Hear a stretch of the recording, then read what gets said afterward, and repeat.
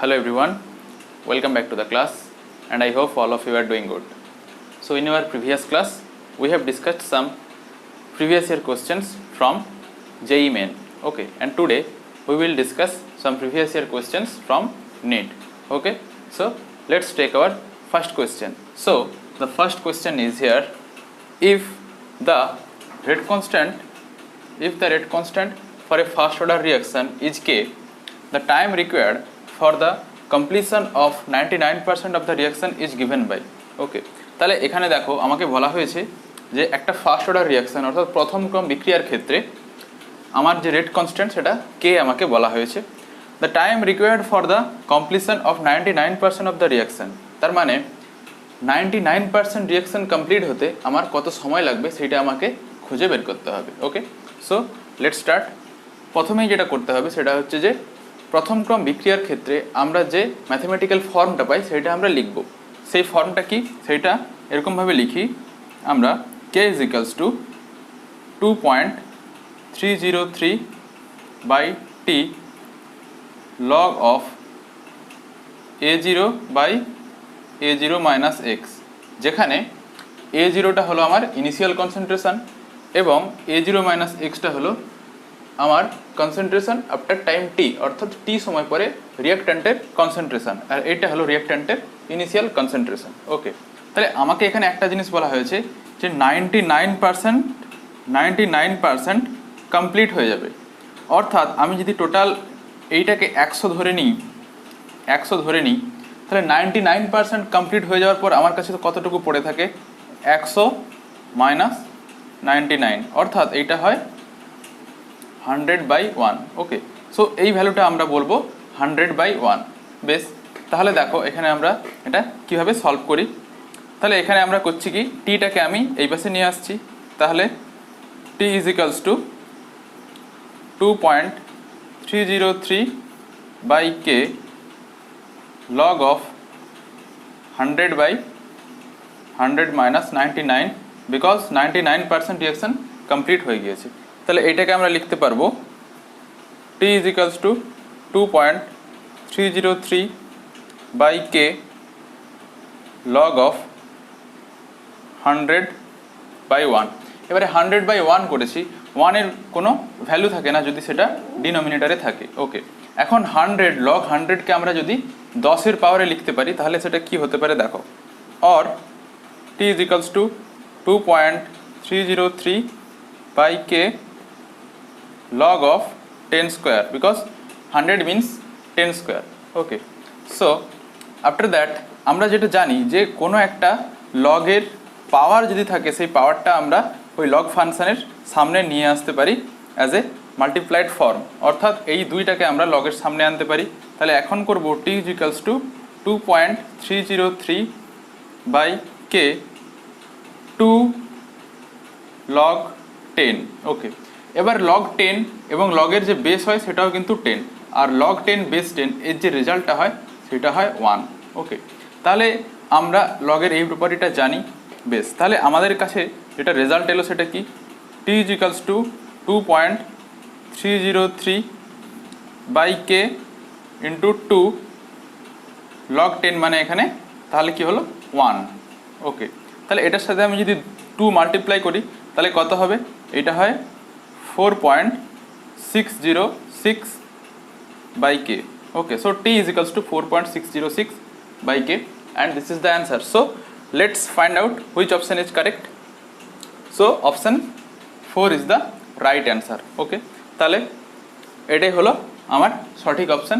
So this is from NEET 2019. Okay, so this was the first question. Let's take our second question. Okay,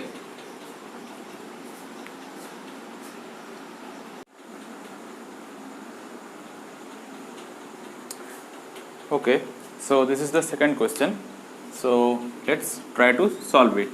Okay, and this is from NEET 2017. So the question is, the rate of first order reaction is 0.04 mole liter inverse second inverse at 10 seconds and 0.03 mole liter inverse second inverse at 20 seconds. After initiation of the reaction, the half life of the reaction is. Okay, so এখানে কি বলা হয়েছে সেটা just আরেকবার দেখে নাও, যে first order একটা reaction হচ্ছে, তার একটা টাইমে বলা হয়েছে রেট 0.04 মোল লিটার ইনভার্স সেকেন্ড ইনভার্স, সেই টাইমটা হচ্ছে 10 সেকেন্ড। সেকেন্ড বলা হয়েছে আর একটা টাইমে তার রেট বলা হয়েছে 0.03 মোল লিটার ইনভার্স সেকেন্ড ইনভার্স, সেটা 20 সেকেন্ডে। ওকে, অ্যাট 20 সেকেন্ড। তারপরে বলা হয়েছে after the initiation of the reaction, তাহলে ইনিশিয়েশন হওয়ার পর 10 সেকেন্ডের রেট এইটা এবং 20 সেকেন্ডের রেট এইটা। ওকে, so you have to find out the half life of the reaction. Okay, so the question is a bit tricky, so please listen carefully. Okay, so আমরা যেটা জানি যে ফার্স্ট অর্ডার রিয়াকশনের যে রেট ইকুয়েশন হয় সেটাকে আমরা কীরকম ভাবে লিখি, ইন্টিগ্রেটেড ফর্মটাকে আমরা লিখি এরকম ভাবে, t is equals to 2.303 by k log of a0 by A, where A0 is the initial concentration of the reactant and A is the concentration of the reactant at time t. এখন একটা জিনিস আমাদেরকে এখান থেকে একটা জিনিস দেখতে হবে যে আমাকে দুটো টাইম দিয়েছে। ওকে, সো এখানে আমি যেটা করব সেটা করব, একটা t1 নেব, একটা t2 নেব। So I am considering it as t1। ওকে, আরেকটা জিনিস নিচ্ছি সেটা হলো t2 is equals to 2.303 by k log of a0 by a। ওকে, এটা সেকেন্ড কন্ডিশন।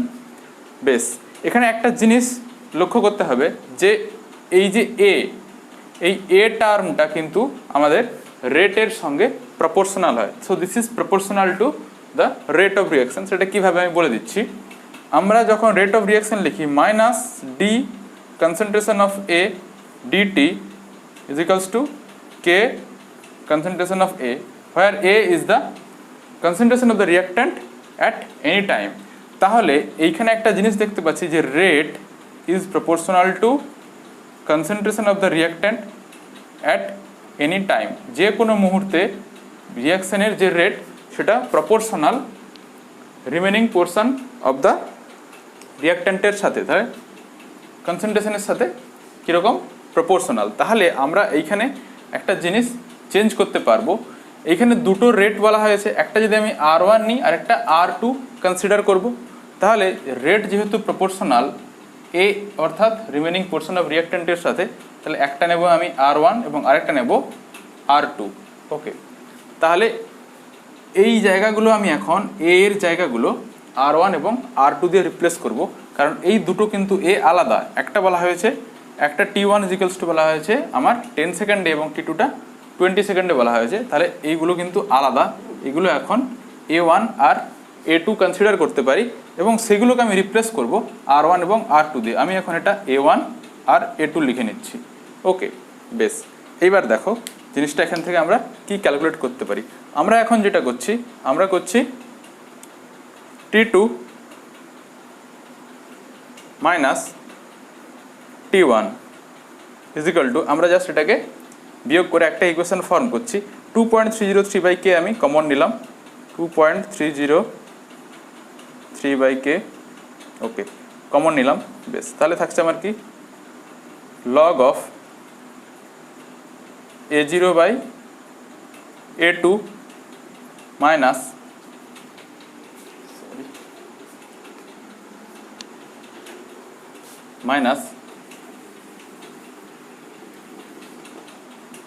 log of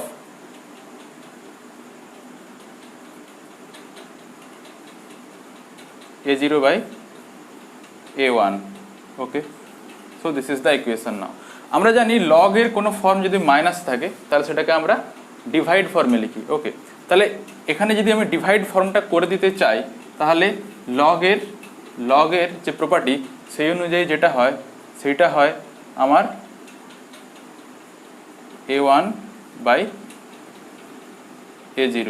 ওকে, তাহলে এই ফর্মটা আসছে। এখন কি হচ্ছে, আমার a0 এবং a0 দুটো টার্ম কেটে যাচ্ছে, ফলে এখানে যেটা পাচ্ছি সেটা হচ্ছে 2.303 by K log of A1 by A2 base. So T2 minus T1 is equals to 2.303 by K log of A1 by A2 base. তাহলে আমি ওটা এখানে লিখলাম।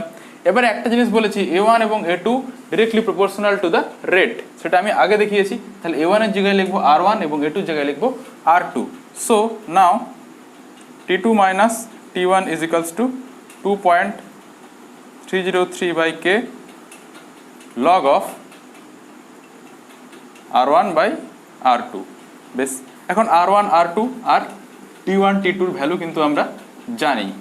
ওকে, তাহলে এখান থেকে আমি এটা আরেকটা ফর্মে লিখছি, K is equals to 2.303 by T2 minus T1। আচ্ছা, T2 minus T1 ভ্যালুটা কত? 20 minus 10 is equal to 10। তো আমি এখানে ডাইরেক্ট 10 লিখলাম into log of R1 by R2। প্রথমে আমার যে রিঅ্যাকশন রেট সেটা ছিল 0.04 divided by 0.03। Okay, so K is equals to 2.303 by 10 log of এর ভ্যালুটা হয় 1.33, এরকম কিছু ভ্যালুটা হয়। ওকে, তো এটা যদি আমরা ক্যালকুলেট করি, টোটালটা ক্যালকুলেশন করে নিজেরা দেখবে, এটা যদি ক্যালকুলেট করি সেই ভ্যালুটা যেটা আসে সেটা হচ্ছে 0.0287, 0.0287। Okay, so this is the value of K। এবারে আমাকে এখন ক্যালকুলেট করতে বলা হয়েছে what is the half life. এবারে হাফ লাইফের ফর্মুলা আমি যদি জানি তাহলে আমি এখান থেকে হাফ লাইফ ক্যালকুলেট করতে পারবো। হাফ লাইফের ফর্মুলা কি? ফার্স্ট অর্ডার রিঅ্যাকশনের ক্ষেত্রে হাফ লাইফের ফর্মুলা যেটা হয় T half is equals to 0.693 by K, where K is the rate constant। আমার কাছে এখন K কত? K আছে আমার 0.693 divided by 0.0287 base। So what will be the answer? So this come out to be 24.1 second। Okay, so this is the answer। নিজেরা calculate করবে। Okay, তো this is the answer. So option 3 is correct. Okay, so this was question 2। So we are going to take our next question. Okay,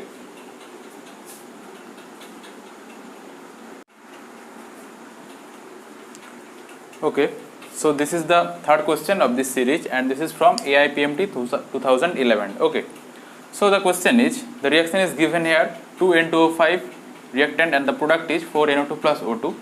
the rate of reaction can be written as in 3 ways। তাহলে rate of reaction টা এখানে তিনটা ভাবে লেখা হয়েছে। so there D concentration of N2O5 dt is equals to K into concentration of N2O5, D concentration of O2 dt equals to K prime, here the rate constant is changed, K prime into N2O5 concentration, and D concentration of O2 dt is equals to K double prime into concentration of N2O5, and you have to find the relationship between K prime and K double prime। okay, so we know for a reaction, for a balanced reaction, the rate of reaction can be written as minus 1/2 D concentration of N2O5 dt is equals to plus 1/4 D concentration of NO2 dt is equals to D concentration of O2 dt and plus sign here। okay, so we can write the rate as this form। okay, now this is given minus D concentration of N2O5 dt is equals to K into concentration of N2O5।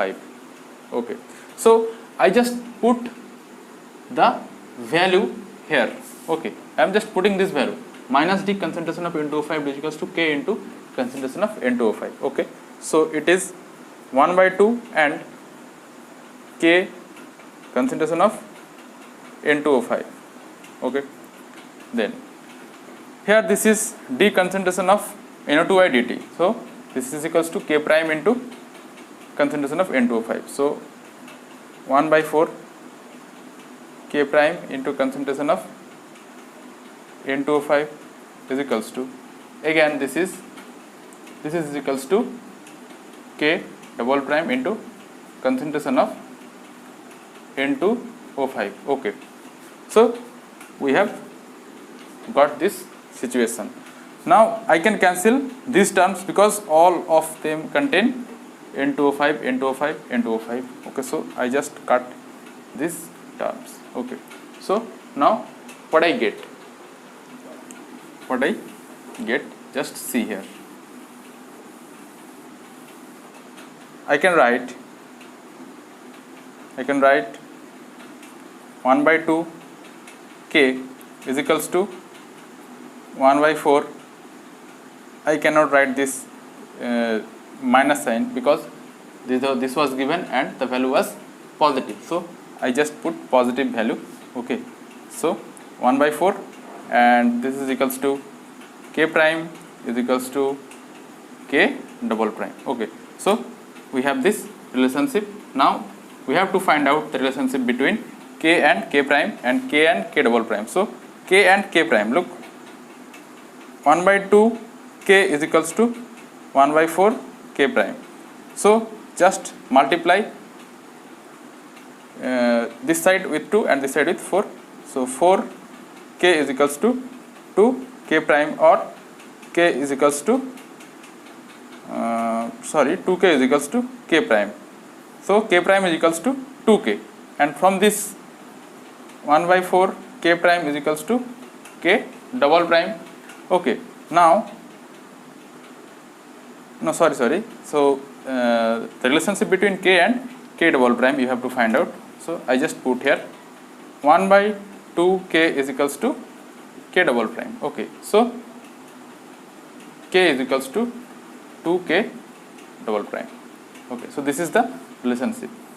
So the option is K prime is equals to 2K and K double prime is equals to, I just calculate K double prime is equals to K by 2. Okay, K double prime is equals to K by 2 and K prime is equals to 2K. So option 2 is the right answer. Okay, so you just calculate this and this will be the right answer. Okay, so let's take our fourth question.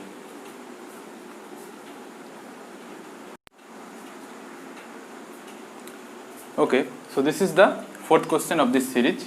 So let's check out the question. So the question is, this is from AIPMT 2015. The activation energy of a reaction can be determined from the slope of which of the following graphs? Okay, so আমাদেরকে যেটা find করতে হবে সেটা হচ্ছে যে activation energy. ওকে, আমরা একটা জিনিস জানি যে অ্যাক্টিভেশন এনার্জি টার্মটা শুধুমাত্র আরহেনিয়াস ইকুয়েশনেই থাকে। So what is Arrhenius equation? Arrhenius equation is written as K is equals to A into e to the power minus EA by RT. K টা যেখানে রেট কনস্ট্যান্ট, A হচ্ছে frequency factor, E হচ্ছে exponential term, EA means activation energy. তাহলে আমাদেরকে activation এনার্জিটা খুঁজে বের করতে হবে। R is equals to universal gas constant and T means temperature in Kelvin scale. বেস, আমরা যদি এখন এখানে ln ফাংশন দু সাইডেই নিয়ে নিই তাহলে কি হবে? ln K is equals to ln A into e to the power minus EA by RT। বেশ, এবারে দেখো ln হচ্ছে কি? ln একটা লগের ফাংশন যার বেস থাকে e। তাহলে যে কোনো লগের দুটো টার্ম যদি লগের আন্ডারে যদি দুটো টার্ম মাল্টিপ্লিকেশন ফর্মে থাকে তাহলে সেটা আমরা অ্যাডিশন ফর্মে লিখতে পারি। So ln K is equals to ln A plus ln e to the power minus EA by RT। বেশ, এবার একটা জিনিস এখানে দেখো, এখানে আমরা যেটা করছি এর পাওয়ারে কিছু একটা আছে। তাহলে দেখো যখন লগের কোনো একটা টার্মের পাওয়ারে কিছু থাকে সেটা আমরা সামনে নিয়ে আসি, তাহলে সেটা করব minus EA by RT into ln E। আচ্ছা, ln E মানে কি?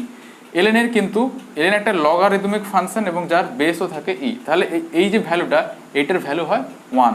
তাহলে আমরা আলটিমেট যেটা পাচ্ছি সেটা হচ্ছে কি ln K is equals to ln A minus, এটা প্লাসে মাইনাসে minus EA by RT into 1, this value is 1। Okay, so আমরা পাচ্ছি এই ইকুয়েশনটা ln k equals to ln a minus EA/RT।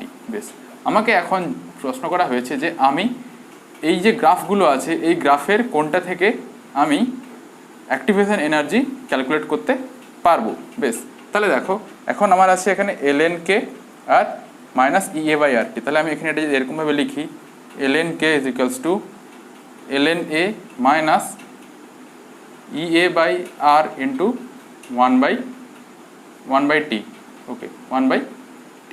তাহলে দেখো আমি এখন কি করছি, এইটা y equals to c plus mx যে সরলরেখা হয় তার সাথে আমি কম্পেয়ার করছি। y equal to mx plus c সরলরেখা কীরকম হয়, যদি পজিটিভ স্লোপ হয়, এখানে দেখো এমটা পজিটিভ স্লোপ, যদি পজিটিভ স্লোপ হয় তাহলে y equal to mx plus c সরলরেখা এরকম দেখতে হয়।